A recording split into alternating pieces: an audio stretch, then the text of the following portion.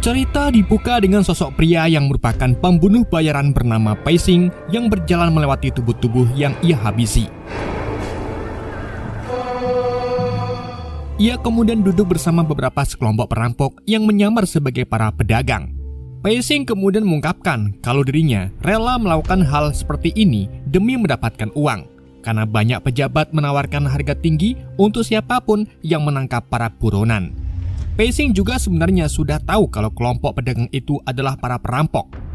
Di sini, Pei-Sing hanya ingin mengembalikan kembali barang-barang pemerintah yang dicuri oleh para perampok. Karena menurut informasi, para perampok itu mengambil barang-barang milik pemerintah termasuk permata yang dibawa pedagang Persia dan kemudian mereka pun dibunuh. Pei-Sing kemudian berbicara baik-baik ke para perampok agar menyerahkan permata itu. Dengan begitu, ia akan membiarkan mereka pergi begitu saja. Namun perampok itu malah menganggap remeh Pei-Sing dan mengungkapkan kalau mereka tak takut pada pembunuh bayaran manapun. Kecuali 4 serangkai pembunuh bayaran yang terkenal kejam, yaitu wanita hantu, si buta, si rambut putih, dan anjing nakal. Karena mengira kalau Pei-Sing adalah pembunuh bayaran amatir, para perampok itu pun bersiap menyerang Pei-Sing. Tetapi secara mengejutkan, Pei-Sing mampu mengalahkan semua perampok itu dengan mematahkan tulang-tulang dan mengoyak kulit mereka.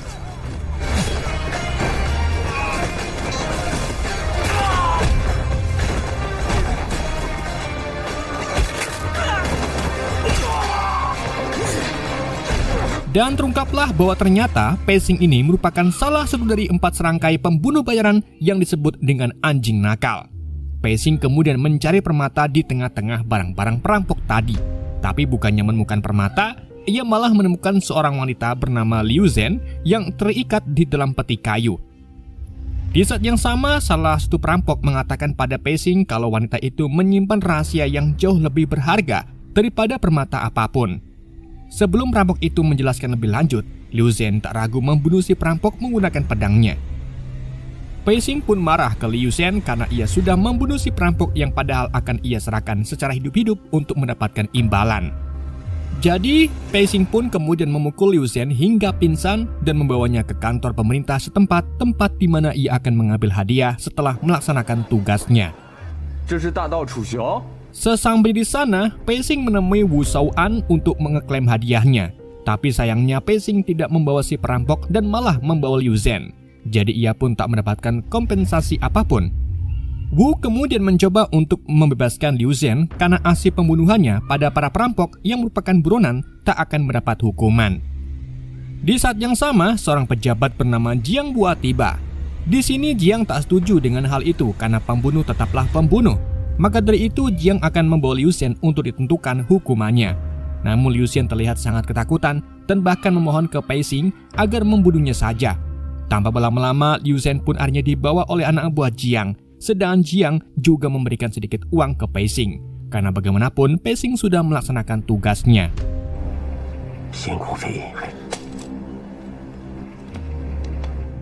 Pei-Sing lalu melanjutkan perjalanan melewati pasar.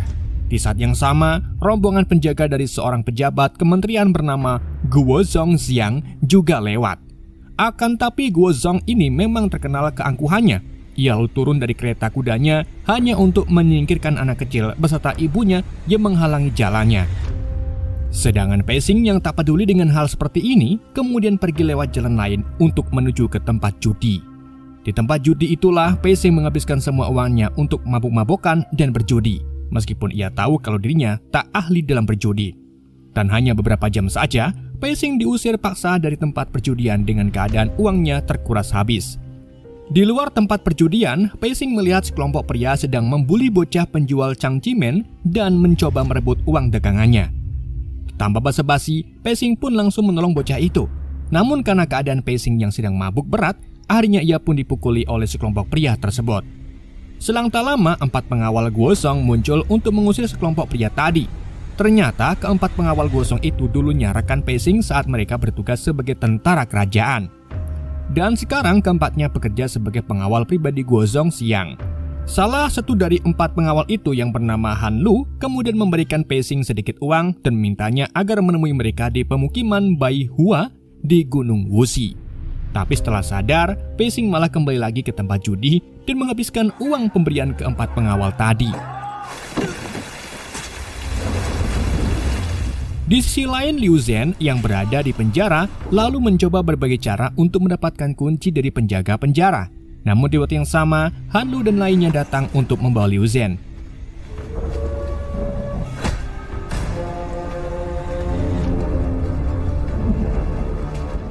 Di pagi harinya, Pei Xing terbangun di rumah Ying, seorang tabib yang ia kenal. Ying mengungkapkan kalau ia menyuruh seorang pengemis untuk membawa Pei Xing ke rumahnya karena takut Pei Xing mati di jalanan. Ying kemudian mengobati luka-luka di tubuh Pei Xing sambil mendengarkan curhatan Pei Xing yang mengungkapkan kalau barang milik pemerintah yang dirampok bukanlah permata, melainkan seorang wanita bernama Liu Zhen. Setelah diobati, Pei Xing lalu pergi lagi menemui Jiang Hua untuk meminta pekerjaan lagi. Kali ini Pei Xing diberi tugas untuk menangkap pasangan yang dikenal tak hanya karena merampok, tapi juga melakukan pembunuhan serta perdagangan manusia. Menurut informasi, pasangan itu bersembunyi di sebuah pabrik batu yang terbengkelai di pinggiran kota. Tanpa berlama-lama, Pei Xing pun langsung berangkat ke sana. Saat sampai di pabrik batu, Pei Xing bertemu dengan pasangan itu yang terlihat ketakutan dan mengaku kalau mereka hanya mencuri seekor sapi, sehingga sebenarnya tak pantas juga kalau sampai dikejar oleh seorang pembunuh bayaran. Di saat yang sama, tiba-tiba sebuah anak panah muncul dan mengenai wanita itu. Ternyata itu ulah pembunuh bayaran lainnya yang juga dikirim ke lokasi kejadian. Mereka adalah He Lianrou, Momen, dan Jingjing. Namun mereka dikirim bukan untuk menangkap pasangan tersebut, melainkan untuk menangkap Pei Xing yang kini menjadi buronan pemerintah. Dan ketiga pembunuh bayaran itu pun mulai menyerang Pei Xing.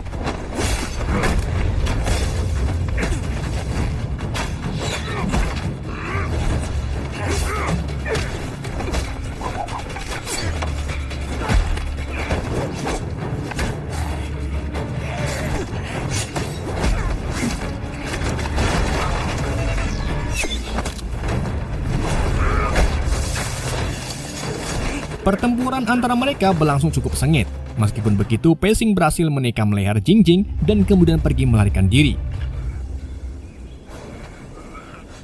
Pei Xing lalu pergi ke kota. Namun lagi-lagi, dua pembunuh bayaran baru mulai mengikutinya. Alhasil pertempuran sengit lainnya pun terjadi. Tapi kali ini Pei Xing mendominasi pertarungan sehingga mampu mengalahkan mereka dengan mudah.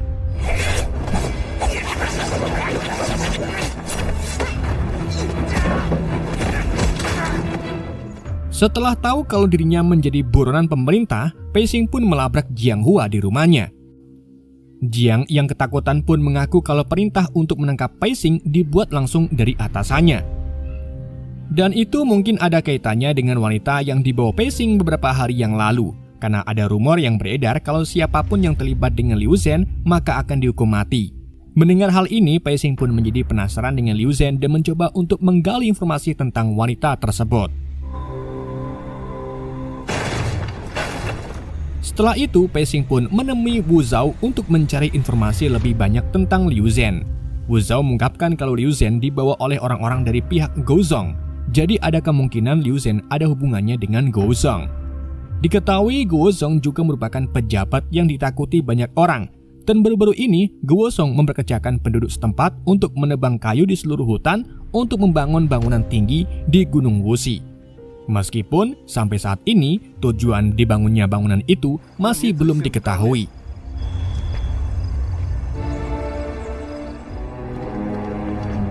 Di tempat lain, Gaozong terlihat di penjara dengan keamanan tinggi di mana mereka menahan Liu Zhen.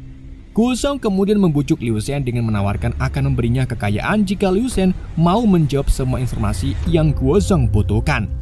Namun Liu Zhen tetap kekeh menolak tawaran tersebut dan bahkan jika Gaozong ingin membunuhnya, Liu Zhen tetap tak mau memberi informasi apapun.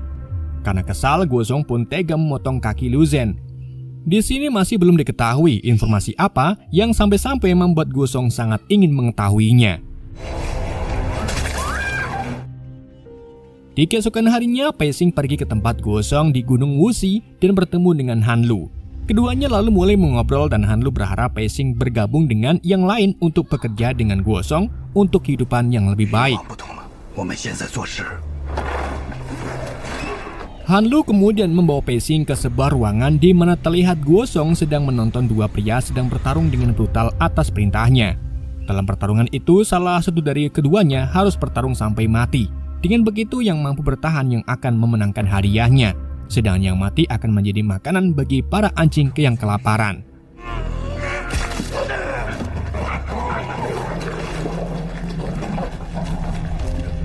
Sementara itu, Gosong yang mengira kalau Pei Xing ingin bergabung dengan yang lain untuk menjadi pengawalnya, kemudian langsung menerima Pei Xing. Namun Pei mengungkapkan kalau kedatangannya bukan untuk menjadi pengawalnya, melainkan untuk bernegosiasi. Pei Xing lalu memperingatkan tentang bayi laki-laki. Sontak Gosong pun terkejut mendengarnya. Ternyata bayi laki-laki itu merupakan anak dari Liu Zhen dan Perdana Menteri Li Changji. Namun belum genap 1 bulan, Liu Zhen malah membawa kabur bayi itu dan menyembunyikannya entah di mana. Hal itu karena keluarga dari si Perdana Menteri menganggap kalau bayi itu hanyalah aib. Pei Xing kemudian mengaku kalau ia siap menemukan bayi itu dengan imbalan Guosong harus menghapus nama Pei Xing dari daftar buronan. Pei Xing juga berjanji akan membawa bayi itu dalam waktu 10 hari, dan jika gagal maka ia bersedia menjadi santapan anjing kelaparan. Setelah keduanya sepakat, Pei Xing pun langsung pergi memulai pencarian bayi tersebut. Tapi saat kemudian, He Lianrou dan Mo Men tiba untuk membalaskan dendam mereka ke Pei Xing atas meninggalnya rekan mereka yaitu Jing Jing. Tetapi Han Lu segera menghentikan keduanya karena kesepakatan Pei Xing menjadi buron sedang dihentikan untuk sementara. Meskipun begitu, keduanya terlihat tak peduli dan berakhir bertarung dengan Han Lu. Di sisi lain, Pei Xing pergi ke rumah Ying untuk menceritakan apa yang sedang ia alami sekarang. Pei Xing juga mengaku kalau dirinya terus dihantui ingatan tentang Liu Zhen saat dirinya memohon ke Pei Xing untuk membunuhnya saja, karena itu adalah upaya untuk melindungi bayinya. Pei Xing kemudian meminta Ying agar membantunya mengumpulkan informasi tentang bayinya Liu Zhen. Jadi Ying pun langsung menemui beberapa pengemis setempat untuk membantunya melacak bayinya Liu Zhen. Setelah mendapatkan berbagai informasi, Pei Xing menemui seorang gadis bernama Shanya yang kemudian membawanya ke rumah Zi, seorang wanita yang diminta oleh Liu Zhen untuk membesarkan bayinya. Zi lalu menjelaskan kalau Liu Zhen menitipkan bayinya dan meninggalkan sebuah cermin sebagai imbalannya. Saat itu Liu Zhen juga janji akan balik lagi, namun sampai saat ini Liu Zhen tak kunjung kembali. Zi kemudian menyerahkan bayi itu ke Pei Xing dan memberinya nama bayi itu dengan sebutan Xiao Bao yang artinya kesayangan. Zi juga menyerahkan cermin dari Liu Zhen serta sebuah roti untuk bekal mereka. Selama perjalanan, Pei Xing cukup kesulitan dalam mengurus Xiao Bao. Ditambah lagi, Pei Xing tak menyukai anak-anak. Di tengah perjalanan, seorang pria yang dikenal sebagai tanpa bayangan memberikan sebuah surat untuk Pei Xing dari Wu Shao'an. Dalam surat itu, Wu Shao'an mengungkapkan kalau Guo Zongxiang itu sebenarnya anak haram Perdana Menteri Li Changji yang ditugaskan untuk membersihkan masalah-masalah yang ada di kementerian. Karena Li Changji sudah tua dan istri sahnya tak bisa memiliki anak, jadi Li Changji menghamili Liu Zhen yang merupakan penari hingga terlahirlah Xiao Bao. Dalam sebuah ramalan, terungkap kalau bayinya ini akan membawa kebahagiaan dan keberuntungan yang besar bagi Li Changji, sehingga membuat Li Changji kegirangan dengan ramalan tersebut. Tetapi keluarga besar Li Changji sangat menentang hubungannya dengan Liu Zhen. Jadi karena takut bayinya akan disakiti, Liu Zhen pun kabur membawa bayinya dan menyembunyikannya. Sedangkan Gozong memiliki ketakutannya sendiri sebab bayi itu memiliki kesempatan besar untuk menjadi penerus Li Changji. Maka dari itu, Gozong menggunakan kekuasaannya untuk memburu Liu Zhen dan Xiao Bao dengan dalih atas perintah Perdana Menteri. Padahal Gozong ini ingin membun-bun bayi itu agar ia mewarisi posisi ayahnya. Tak hanya itu saja, Gozong juga ternyata berencana mengorbankan bayi tak berdosa itu untuk ritual bulan purnama, karena ia pengikut ilmu hitam dari wilayah barat.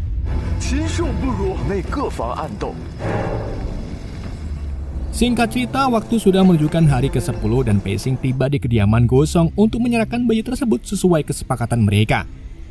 Namun di sini Pei Xing mulai ragu, bahkan saat bayi itu mau dibawa ke Gozong dan Pei Xing hendak pergi, kuda milik Pei Xing malah menolak untuk pergi. Di situ Pei Xing juga mulai berubah pikiran sehingga ia mengesampingkan tugasnya dan menyerang para penjaga untuk merebut kembali bayi tersebut.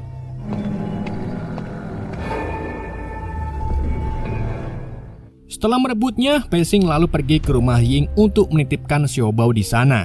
Keputusan ini pun membuat Ying bingung, karena Pei Xing biasanya tak menyukai anak-anak. Pei Xing kemudian mengaku kalau ia ingin melihat Xiao Bao tumbuh dewasa dan terus melindunginya. Kemudian saat Pei-Sing sedang diobati oleh Ying, ia tiba-tiba mengingat kembali kenangan pahit di masa lalunya saat ia dipaksa untuk membanai dua anak tepat di depan ibunya. Hal itu karena ayah mereka dianggap pengkhianat oleh sang raja. Sebenarnya saat itu Pei-Sing sudah menolak untuk membunuh mereka, tapi karena Han Lu terus memaksanya, alhasil Pei-Sing pun terpaksa mengayunkan pedangnya ke dua anak tersebut. Melihat kematian anak-anaknya, sang ibu pun menangis histeris dan memilih untuk bundir menggunakan pedang Pei-Sing. Karena kenangan buruknya itulah, Pei-Sing tak mau mengulangi kesalahan yang sama dan bertekad untuk menyelamatkan Liu Zhen serta bayinya. Lalu sebelum memulai perjalanannya menolong Liu Zhen, Pei-Sing berpesan ke Ying agar mencari tempat yang aman untuk Xiao Bao jika Pei-Sing tak kunjung kembali dalam waktu yang lama. Singkat cerita, Pei-Sing akhirnya tiba di tahanan dengan keamanan tinggi tempat Liu Zhen sedang ditahan. Kali ini, Pei-Sing tidak sendirian karena ia ditemani oleh Wu Shao-an. Tapi saat Wu Shao berkeliling tempat itu, Han Lu muncul dan menangkapnya.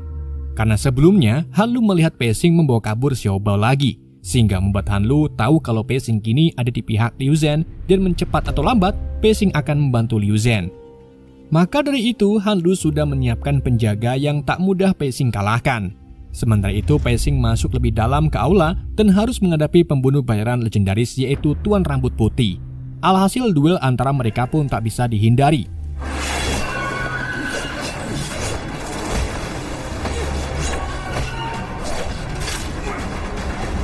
Meskipun Pei-Sing cukup menghormati seniornya, tapi Pei-Sing tetap berusaha keras untuk mengalahkan Tuan Rambut Putih.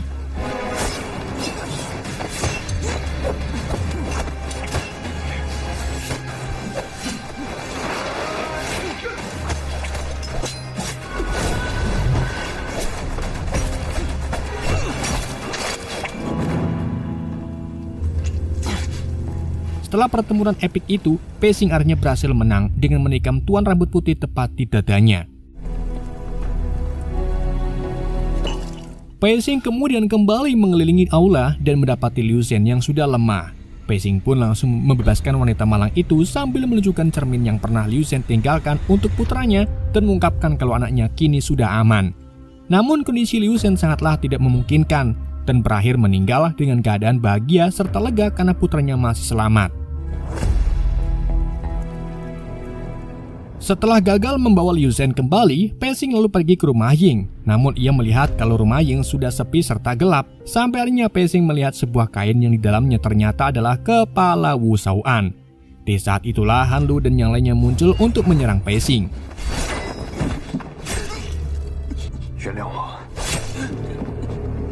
Dan tanpa diduga, ternyata Ying mengkhianati Pei-Sing dengan mengungkapkan keberadaan Xiao Bao ke Han Lu dan yang lainnya.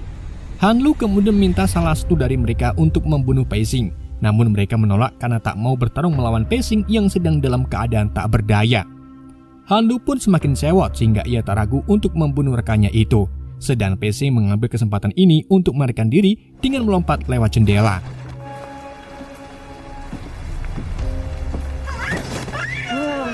Sementara itu, Gosong kini berhasil mengambil alih Xiao Bao dan mulai sibuk menyiapkan altar untuk ritual yang akan datang. Tak lama kemudian setelah Han Lu dan nyalanya pergi, Pei-Sing kembali untuk menghadapi Ying yang sudah mengkhianatinya. Ying pun mencoba menjelaskan kalau ia terpaksa melakukannya karena tak ingin hidupnya penuh dengan pelarian hanya untuk melindungi seorang bayi. Sedangkan ia sendiri mengalami kesusahan dalam hidupnya karena penyakit kudisnya. Alhasil Pei-Sing pun memahami keadaan Ying dan memaafkannya. Kini Pei-Sing pun harus bergerak lagi untuk menyelamatkan Xiao Bao yang berada di tangan Gozong. Tapi sebelum pergi, Ying memperingati Pei-Sing agar lebih hati-hati karena Han Lu kini menjadi lebih kuat setelah mewarisi pedang semesta milik dewa pembunuh yaitu Bai Qi. Setelah mengetahui hal itu, Pei-Sing pun kemudian pergi menggali senjata-senjata yang dulu ia gunakan saat masih perang sebagai tentara.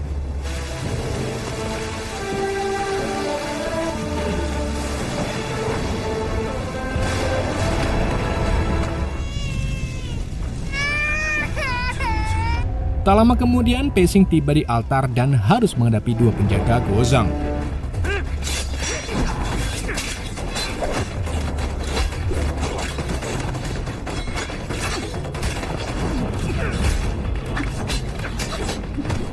Meskipun Pei-Sing dikeroyok oleh keduanya, tetapi Pei-Sing berhasil menjatuhkan mereka.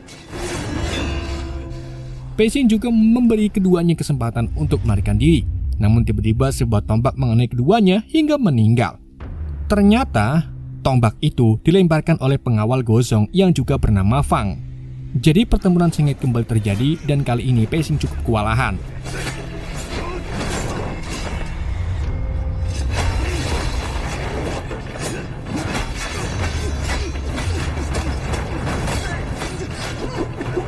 Di samping itu ritual segera dimulai dan seorang dukun bersiap untuk mengorbankan Xiao Bao.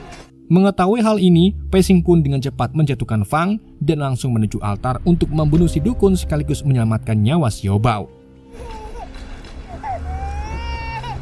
Namun di waktu yang sama, Fang kembali bangkit dan masih mencoba untuk melawan Pei Xing.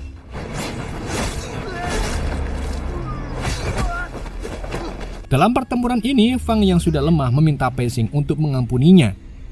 Namun Pei menolak dan segera membunuh Fang. Selang tak lama, Han Lu muncul dengan tujuan untuk mengakhiri amukan Pei Xing.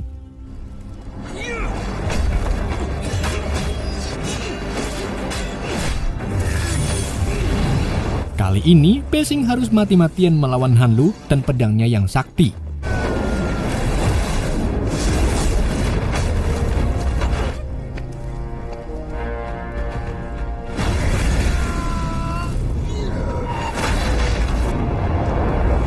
Dengan menggunakan bara api, Pei Xing melukai wajah Han Lu, sehingga mempermudah Pei Xing menyerangnya dari segala arah. Sampai akhirnya Pei Xing melepaskan jurus pamungkasnya dengan menggarak leher Han Lu.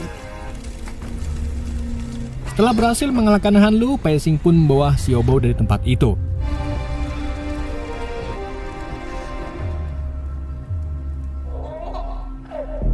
Di keesokan harinya, Pei Xing memancing Guozong dengan menaruh Xiao Bao di depan kamarnya. Lalu saat Gozong mulai mendekati Xiao Bao, Pei Xing pun langsung menyerang Gozong tanpa ampun. Ia kemudian menusuk tangan Gozong menggunakan pisau dan dilanjut memotong kakinya sebagai balasan apa yang selama ini sudah Gao lakukan kepada Liu Zhen.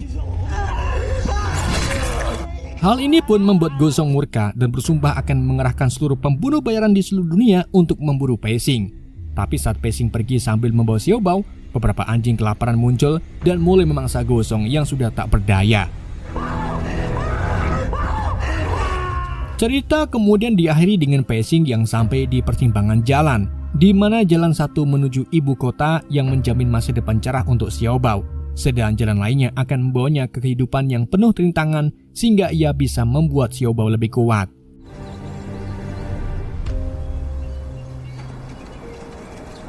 Lalu dalam pertengahan kredit, seorang pengembara mendapat sebuah poster yang bergambar seorang buronan yang tak lain adalah Pei Xing.